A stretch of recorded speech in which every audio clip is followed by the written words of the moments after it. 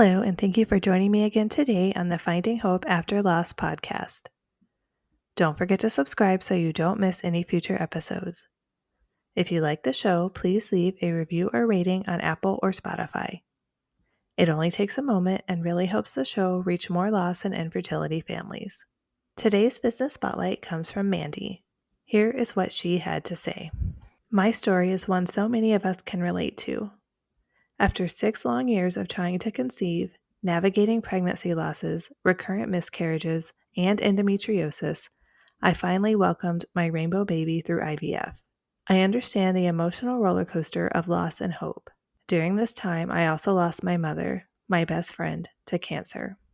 These moments of grief and hope shaped my journey and inspired me to create something truly special and meaningful for others walking on similar paths. Love, Mandy, is a love letter to my mother and to those who have walked through the valley of loss and infertility. I create keepsake jewelry that goes beyond sentiment.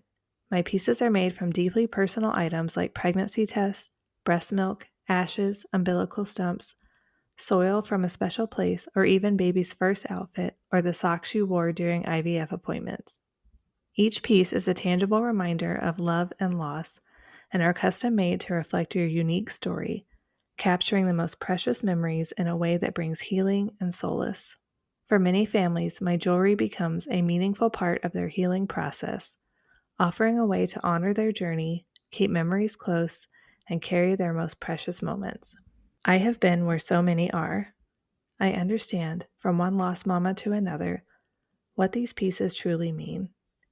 It's not just jewelry, it's a way to hold on to love, loss, and hope, all in one delicate, beautiful keepsake, providing comfort, peace, and a sense of closure to those who wear it close to their hearts. You can use code JASMINE10 to get 10% off your order. Thank you so much, Mandy, for sharing about your business with us. Today, I am talking with Bryce. He shares about the neonatal loss of his daughter Hope due to anencephaly.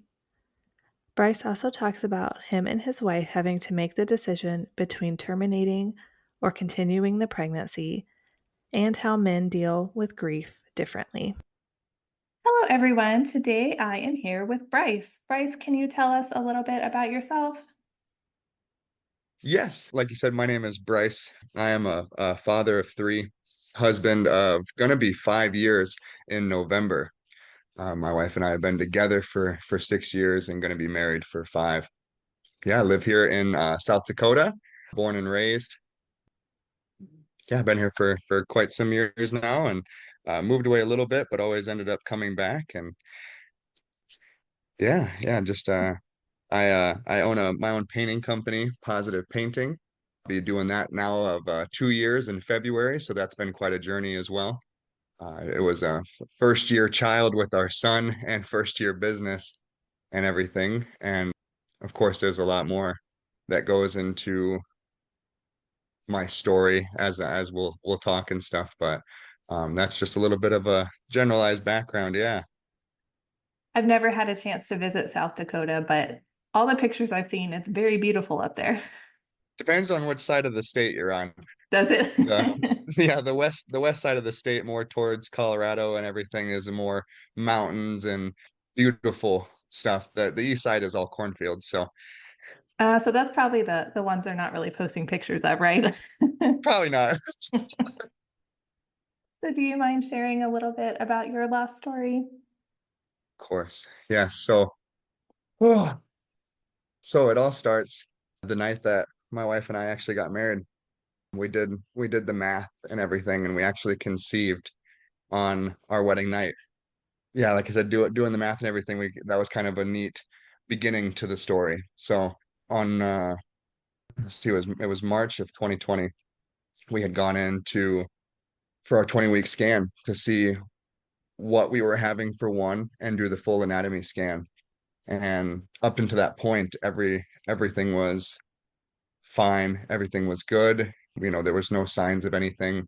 And we went in for our 20-week ultrasound. And when we were watching the ultrasounds prior and stuff, we had no idea what we were looking at, just a bunch of black blobs and stuff and white, the whole screen and everything. And just watching them go through everything, it was just super fascinating. And then at one point they had gotten to her head, and I still didn't it didn't quite click at the time, but I could tell by my wife's reaction that she kind of knew something was up.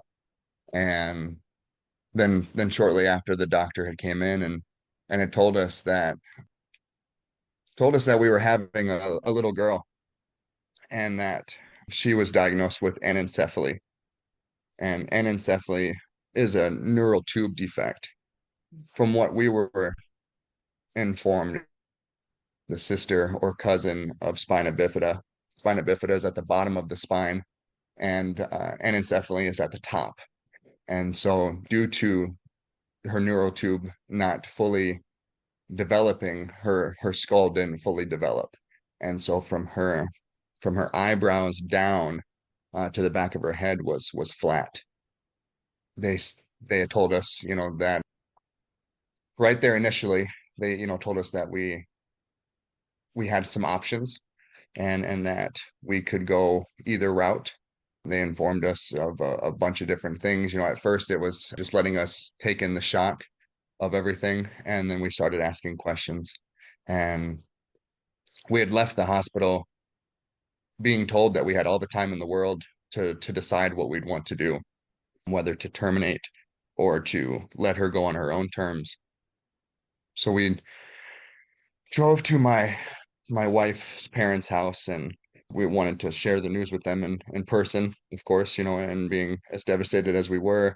My mom lives in Iowa, and my dad lives out of town here in Sioux Falls, but yet pretty close. And so they all drove to my in-laws' house as well, and we just were there together and stuff. In the midst of that, like I said, it was our 20-week appointment, but gestationally, I believe we were like 21 weeks and 5 days or 6 days or something like that.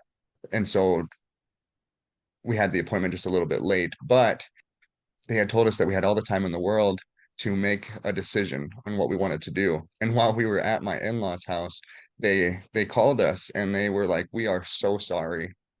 The state of South Dakota goes up into 22 weeks to terminate. And so you have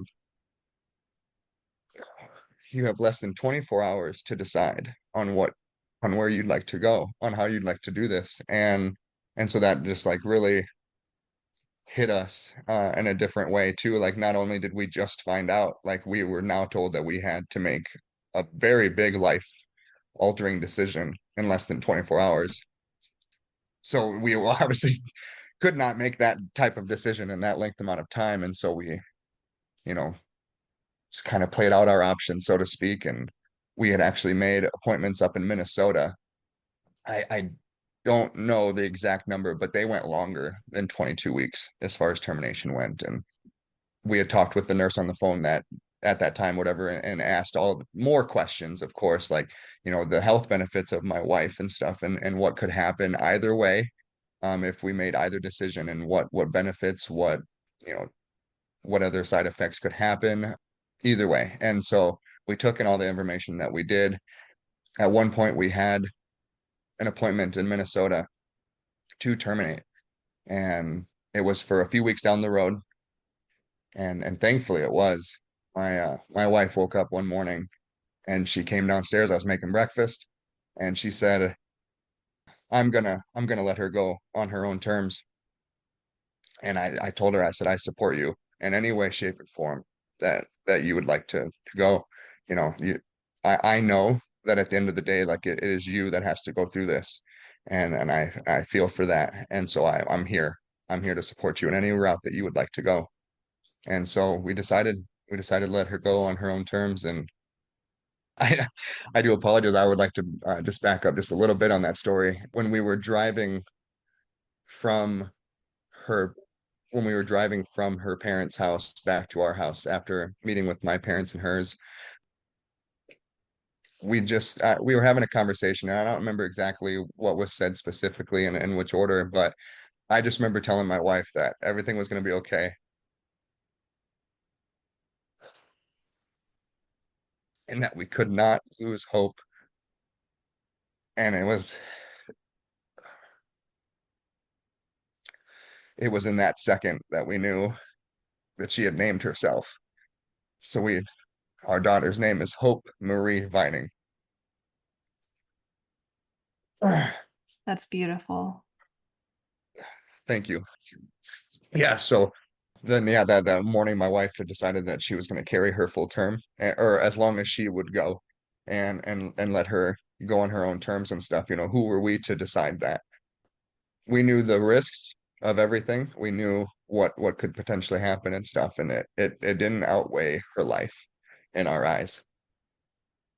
And given the circumstances, we had a big discussion, within the matter of a few days and stuff after making the appointment about, how we felt about the entire situation and how controversial that can be in different discussions and stuff. But we knew, and so we had made that appointment. But the moment that she told me that she wanted to let her go on her own terms, I just had this feeling that resonated and stuff that this was the right choice, and thankfully, by the grace of God, things played out the way that they did.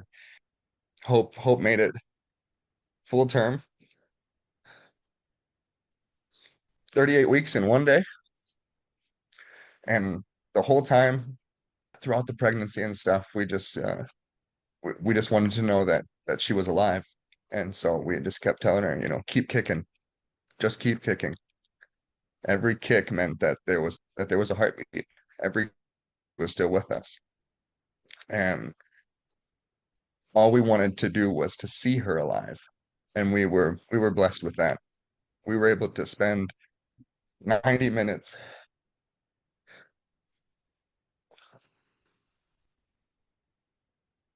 Oh, I'm sorry. Oh, it's such an emotional thing.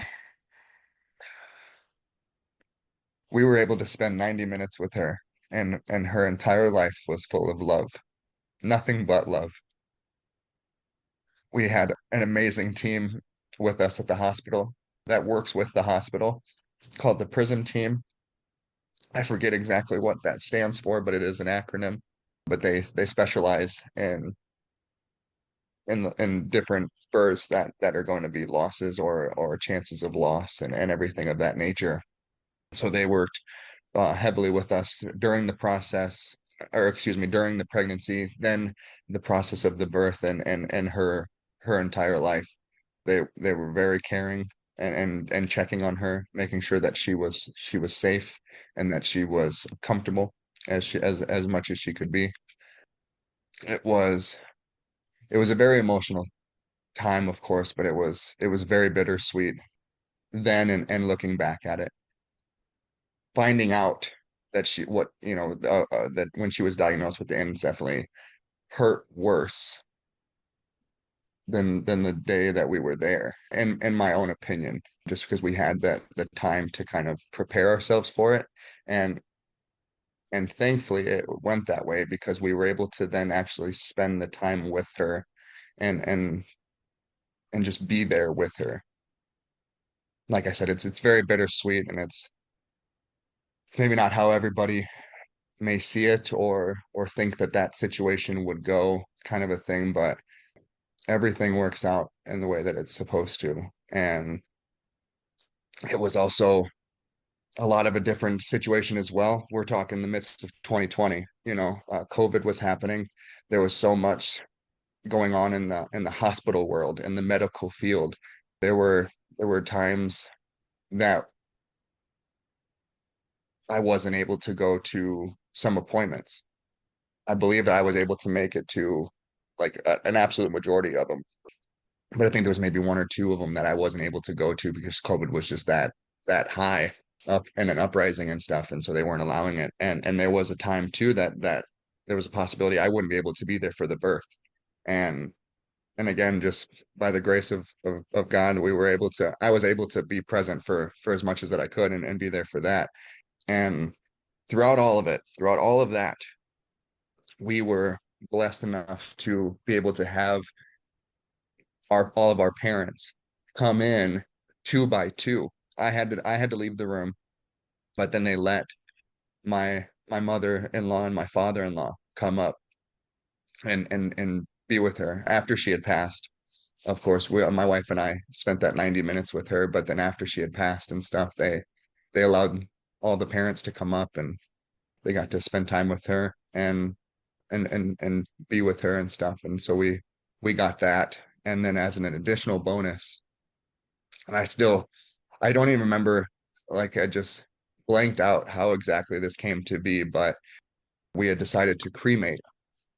And in the midst of that, the funeral home had come to get her from the hospital and stuff. And again, I don't even know how it got brought up, but she said, would you like us to bring her to you to your house?"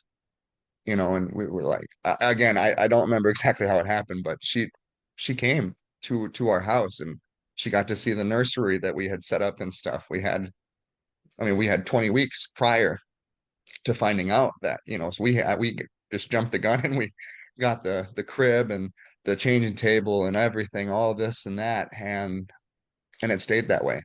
And then after finding out, we had our process and stuff, but we decorated her room and everything with different quotes, pictures, and on her window we made my mom and my sisters, they cut out hearts and paper and stuff, and we spelt out hope, and then we did a rainbow. It was just a beautiful thing. But we decorated her room and stuff, and then the funeral home had offered to bring her there, and she got to see her room, and we had a celebration of life at our house that day. And a lot of people came, a lot of family, a lot of friends that supported us through our whole entire journey. They showed up that day and they were able to see her. And it was again just such a bittersweet moment. Well, just what a blessing that I know so many families did not get. They they didn't get anywhere near half of what we got, and my heart goes to them and all families that have gone through a loss in general. Anyone that's since then too, we've joined a bunch of support pages and stuff like that, and all the families that have gone through anencephaly, any sort of neural tube defect, any sort of loss. A loss is a loss. It doesn't matter at what stage, anything. My heart just goes to them and all the things that happen with that and that come with that. Like I said, it was just such a bittersweet blessing to be able to have all of that in the midst of our storm. It's just wild to me the way the universe works sometimes. Sometimes it's just like everything somehow just falls into place, even when you're like stuck in like the worst situation you could be in. It's like it finds a way to make it the best that the bad situation can be. Yes, agreed. But I think that's amazing that she was able to come home and see the house and see her room and that you were able to have everybody come over and see her. That's something I definitely wish, had been offered to us and it wasn't. So Yes, yeah, and it's hard to sometimes it's hard, or you get that feeling to share that with some families didn't, and especially like with COVID and stuff. Unfortunately, I know that in parts of the country and stuff that there were a lot of fathers that couldn't be in the room with their birth period, whether they were losing or not, or bringing their child home. They weren't able to be there and share that moment with their wife, with their family, and that breaks my heart. And I don't know if it was our unique situation that allowed all of that to happen. I truly don't know. We were never explained why, or given the explanation as to why we were allowed to do these things. It literally just happened. And we weren't going to question it either, of course. We just went along with the flow, of course. But it's just the universe works in its own way. God puts you in the right place at the right moment, and I truly believe that now. It was It's just crazy. And at the moment, at the moment, they always say that you can't connect the dots looking forward, only when you look back. And at the moment, we didn't think about any of it. But now, some years later, 4 years later, able to see those things now, and to be able to put that in that limelight, and it's truly amazing when you look at it on such deeper levels. Yeah, I Yeah, think she's that's something that outstanding. we have the benefit of doing now, that my loss was 6 years ago. So, and you Mhm. said four. So, after several years, it's like you can finally get through like, oh my gosh, every day is horrible. I'm crying all day, every day to like actually get to that point of reflection. Correct. Yeah. And even now, I mean, as as you heard, of course, I mean, telling her story, it still gets me. And as it always will. I mean, it always will. I I hope that someday I can tell her whole story and be able to keep it together a little bit, just so that way I can tell her story. But it still gets me. I know that with men, this and that, you're not supposed to show emotions, and that's such an old condition. But and thankfully we're getting now into the day and age of mental health and awareness in that, and especially with men's mental awareness and talking about feelings and stuff. I know that that's becoming more of a new age thing, and I'm so glad to be a part of that era. I have always been an emotional person, so I wear my heart on my sleeve, and when it comes to my family, when it comes to my daughter, that is very much the case. Yeah, I'm glad that that's becoming more of a thing too, because dads lost the same thing that the moms lost. You both lost a child, and it's not fair to make the men be silent because they're supposed to be strong. Like that's dumb. They're hurting too, and they need to be able to talk about it.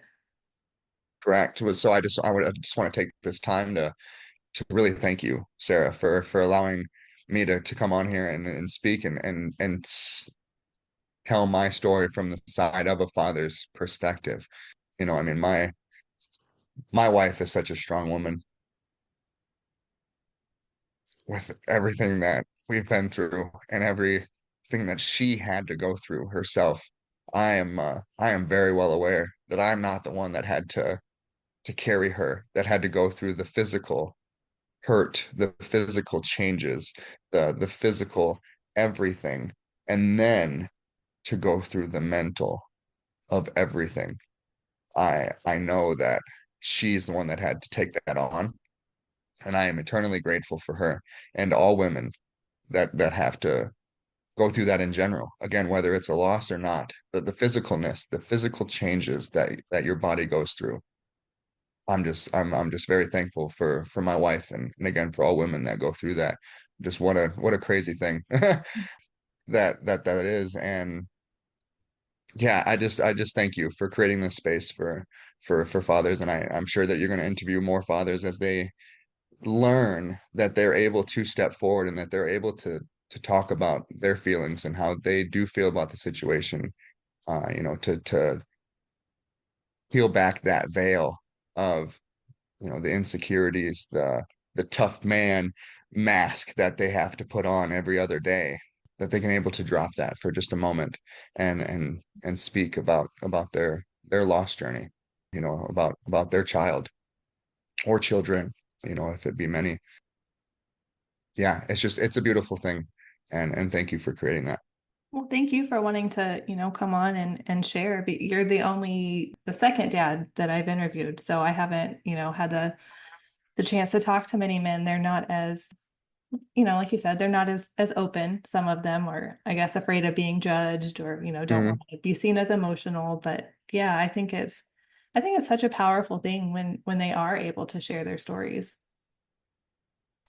Yeah, and I definitely think that that'll change. I really do. I think that more and more will come forward in any case and stuff. And like I said, it's becoming more of a new age thing. It is fairly new within the last five years or so. I think it's been really headstrong. I think there's always been a group of men that share their feelings more than others and stuff, but it just wasn't as publicly spoken as it is now. And it is just what a time to be in that and to be a part of that and stuff too. So I love it. I love talking about hope. I love when people bring her up. I know that with the loss and stuff, so many people mean so well with anything that they say, whether it comes off wrong or not. Like most people have the greatest intentions when they talk about things or say something. And and there are people I know out of respect that don't bring it up because they don't want to ruin the good mood you're in or anything of that nature. No, none of that. None of that at all. Like I love talking about her. I love telling her story. I will go as deep as you would like, you know, with any of it and how I see things and just to talk about her because that keeps her spirit alive and and just shares, the awareness of that this is a thing, anencephaly is one in four, and unfortunately my wife is one of those four. My family is a part of that statistic. So no matter how rare something might be, there's a possibility, and just bringing that awareness forward and letting people know about it in general, it is again one of those bittersweet things. You never know until you do know, and then once you know, you can know better, do better, kind of a thing. And so I love it. I really do. A lot of things have come, a lot of beauty has come out of that storm that my wife and I went through. Beforehand, we were always pretty happy people, pretty positive for the most part. For years, about a decade, a little over a decade now, my nickname has always been Mr. Positive. And I always seen the positive side of things, and I always said for years and years, you can always find the positive side in things and even death. You just have to be willing to look for it, and they say seek and you shall find. And so I always try to seek the brighter side of things. And while being aware that, there is the negative side of things and stuff, I just try not to let that grasp too much. But yeah, no, a lot of good things have happened because of it. The situation and stuff like hope. Hope sparked my spiritual journey and wanting to know more. My wife had asked, you know, we both were asking all of the whys. Why did this happen? Why her? Why us? Why this? Why that? And I told her, I said, I'm gonna find out why. I'm gonna find the best answer that I can to try and help ease our minds and to just help us mentally. That I'm gonna do some digging. And I was already kind of like inching towards different spiritual practices, teaching, stuff like that. And I was raised in a church and stuff and knowing God and everything. And it was a little forced in my younger days and stuff. So I kind of went away from it for a long time in my young adulthood and stuff. But I was slowly kind of inching back towards it, not knowing. Again, I can't know it then, but looking back now, I'm aware that was kind of the case. So, but I was always kind of inching towards it, and as the time went forward and stuff, it just grew stronger and stronger. And the more that I dived into different teachings and stuff, the more that things just made sense. And I was able to come to peace with why things happened the way they did. And I guess I don't know how deep or how crazy you want to get into this, so to speak, but I know that some of it may be controversial. Some things might not be seen or seen in the same framework, so to speak. But I think that it does have a beautiful image if you're able to see it that way. And even my wife, even after 4 years, she still doesn't quite see it the way that I do. But everybody's on their own journey and everyone is on their own path. And doesn't mean that you need to get to the same point of path that somebody else is on, but just having that open mind to knowing that it could be a different way or be seen in a different light, I think is a really good tool. I I've talked with just a couple of other couples and other fathers and stuff that have lost, and I've kind of shared my perspective on it. And some I've gone pretty deep with it, and some of them just kind of just touched surface level, and it seemed to resonate with them in some way, shape, or form and stuff. And so, yeah, I guess if I may, it just really opened my eyes to a few different things. Before we come to this plane on Earth, they say that we sign a soul contract, and through that we choose who our parents are. We choose what struggles we go through in life, and we choose what accomplishments we have. All of the good, all of the bad, all of the is. And in knowing that, or in learning about that, it made me realize, and something clicked immediately, that Hope knew what she was going to go through. She knew the path that she was going to take. And in doing so, she healed so much karmic debt from her past lives, from just her soul journey. She helped my wife and I. She is what, like I said, sparked my spiritual journey in general. And I feel like I would have eventually gotten there anyways, but she showed that light in the darkness that I couldn't quite see. Shined that light, and I was able to see things differently, and that was pretty quick, I'll say. In 2021 is when I like really started diving really deep and stuff, because it was in July 23rd of 2021.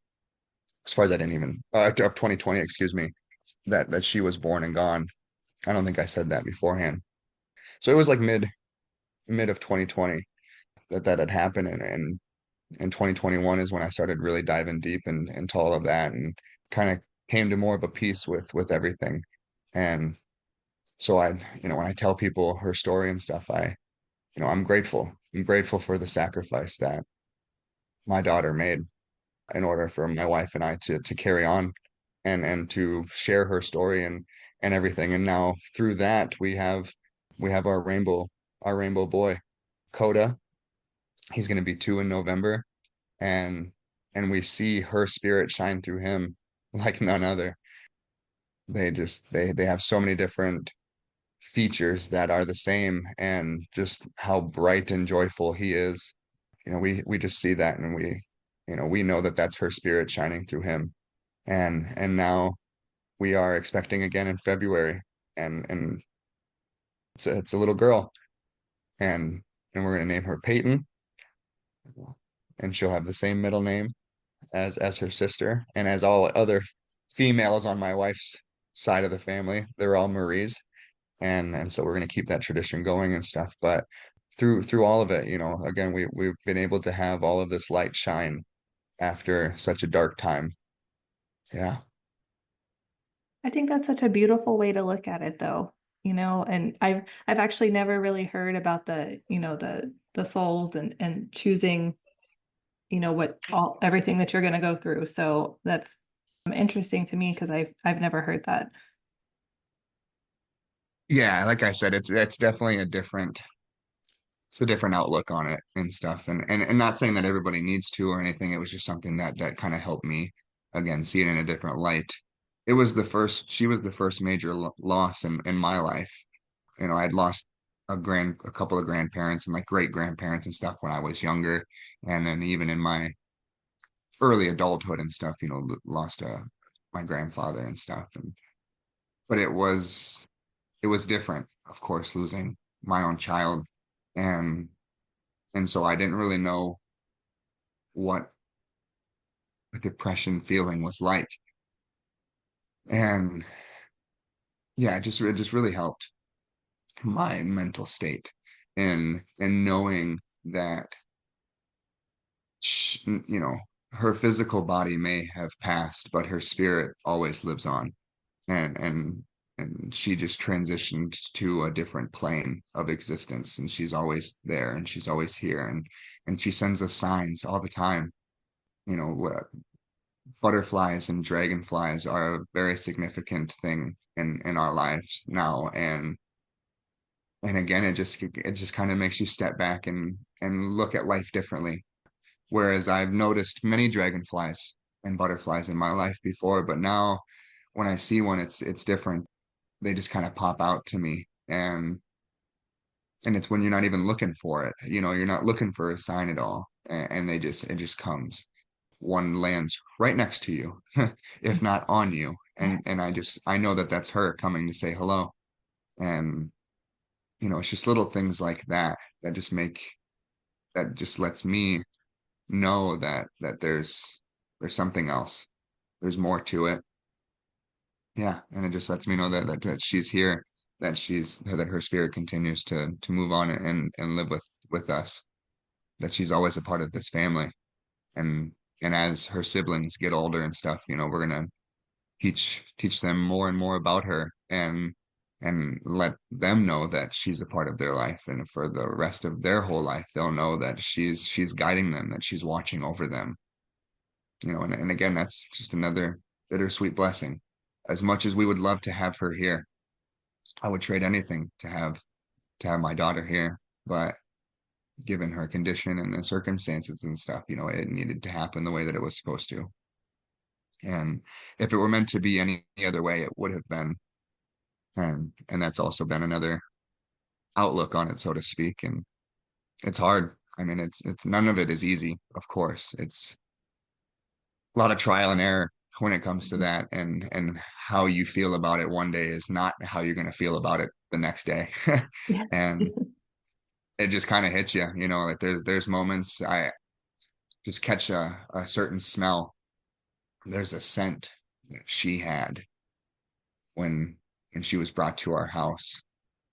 And just every now and then, just out of the blue, the wind picks up or something, and my wife and I, one of us, like, or if we're together, like we just smell it and we just look at each other, just whip our heads to each other, and we're like, "You smell that? Yeah, I do too. Cool." Like we're not crazy, but it just brings you back. And then sometimes it's a beautiful moment, and like she's here, and other times it hits you like a brick wall, and you just break down, and all of it is okay.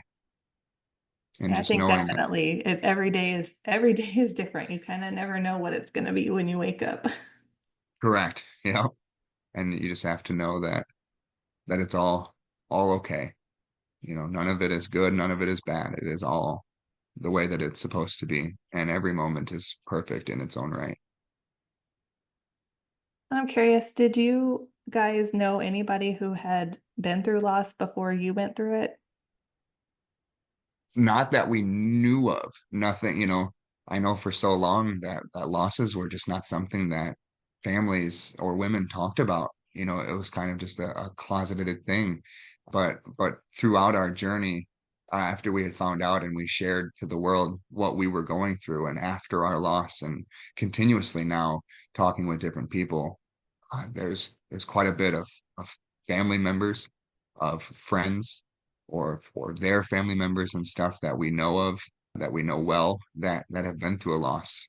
But I can say myself, beforehand and stuff, I didn't know of anyone really really close that had lost, or that had was open about it, so to speak. But I have now come to learn that it was more of a common thing than you would think. And so no, not at the time. Yeah, it's definitely kind of sad when you go through it and then you learn that all these people around you had them and you just never knew because they just never Correct. felt comfortable talking about it for whatever reason. Yes, I mean, it is. And then that's another mind-opening thing, like throughout our entire journey. I just want to go out there and say that we have had the absolute best support system between our parents and friends and family friends and stuff like that. They've just been so supportive, and talking about her, sharing our post, asking questions, and just being a part of our journey as much as they can at whatever distance they're comfortable being in. And again, I know that's not something that everybody does get and stuff, but I just say that, and in saying that, being more open about it invites people to be there, to show their support, and to show the love and careness that they have for not just you but your child. And so, if you are listening and you're afraid to open up, like, please do. It, it's not just us that it affects, it affected everybody in our family, and everyone around us. They lost too, in their own way. And so the more that you talk about it, the more that you're able to heal, or the more that you're able to help somebody heal, or that you're able to keep their spirit alive. So sharing is a very key factor Again, in my opinion, I know that, not everybody is comfortable to do so, and you have your right to not share, of course. But if you feel obligated to, just know that you're safe to do so. I'm curious too, after you went through loss, did you find any resources specific to dads who had been through loss? Yeah, yes, not there's a lot of pages on Facebook, different groups and stuff that I have found now, but yeah, just the father side of things.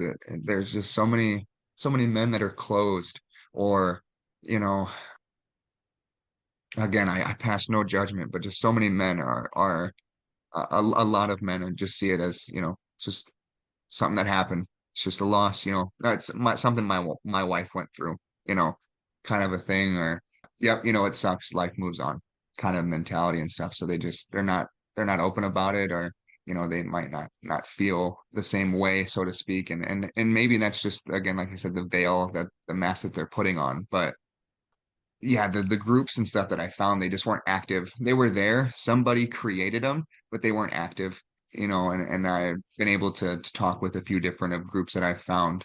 As far as like men go, nothing has really kicked off. We've tried to have a men's group night once a month, once every other month or so, just to get together and just, let people know and let men know that that support is there.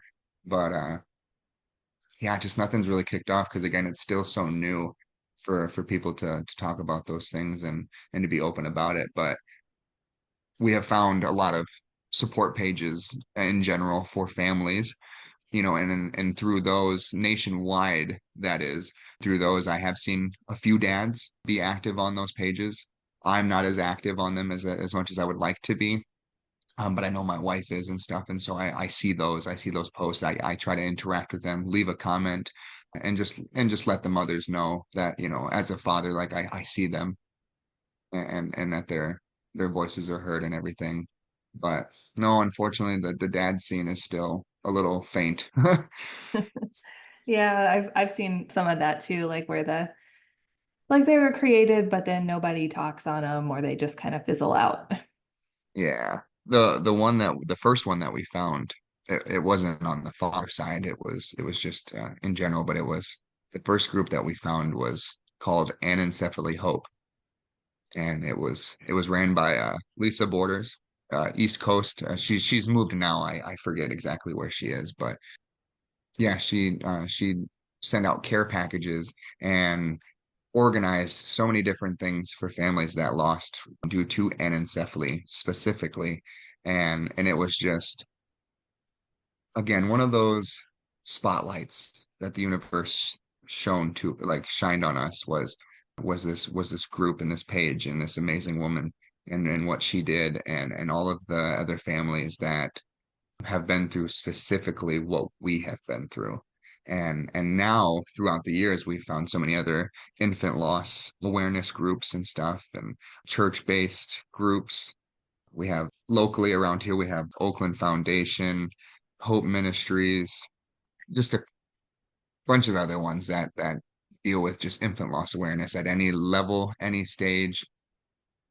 Again, like I said earlier, a loss is a loss, and they support those, and they host different events that we've been able to participate in, be a part of, support, all of it. So very thankful that those are there.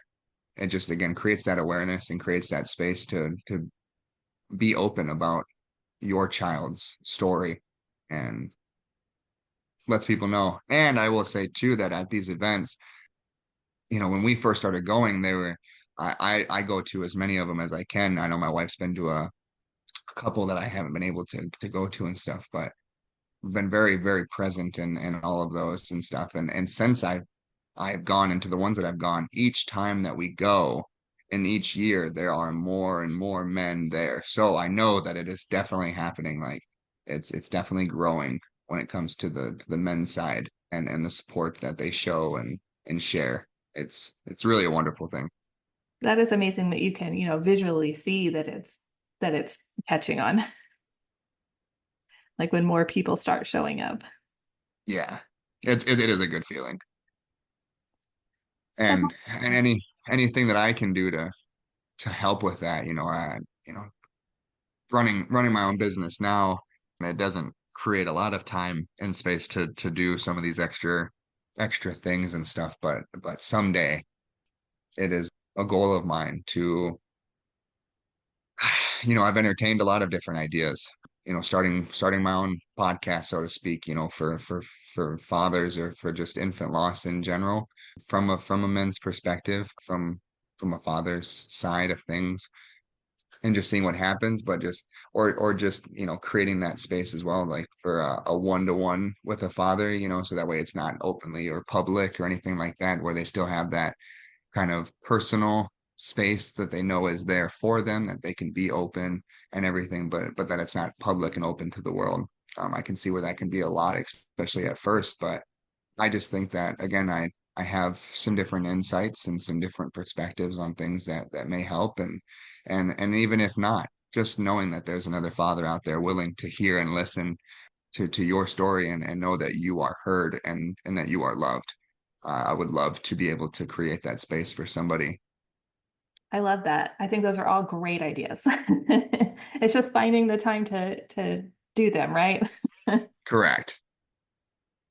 So before we wrap up, is there anything else that you would like to share or add?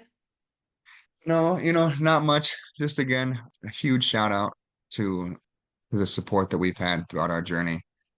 Just a shout out to you and the space that you have created for this, and to be able to share our daughter's story, and for all of the families. I've listened to a bunch of the episodes and stuff that you've had. I'm still not fully caught up yet, but I try to listen to all. I'm trying to listen to all of them. It's just a wonderful thing, and my heart goes to every one of those families. So shout out to all of the mothers, and to the other father that you spoke with, and all the future people that you have on here and stuff. Just my heart goes to you and your families, and to your children. And a big shout out to my wife for going every going through everything that she has, and that she will continue to go through with this pregnancy that we're through now. Just just a big thank you to everyone, and just again, no, to any other fathers that might listen to this, or any of the wives that are going to force their husbands to listen to this. I hope that you just know that it's okay, that you're safe to share and open up your feelings and stuff, and just be open. Just be open to it all is the message I'd like to leave. So Well, I want to thank you so much for coming on today and sharing your story with us. yes, of course. Thank you so much again for creating this space. It was an honor. Thank you so much, Bryce, for sharing your story with us and sharing the perspective from the father's point of view. You are so right that it is starting to change as more fathers speak out about their experience. Yes, it is the mothers that physically carry the pregnancy and go through the actual labor, but that doesn't mean that the father has no right to grieve as well. Fathers hurt too, and we should never discount what they are going through. The babies are their children as well. I think just allowing them to share how they're feeling and checking in on them are important steps to helping more of them feel safe about opening up. Also, remembering that they may grieve differently and that them not talking about it doesn't mean that they're not hurting too.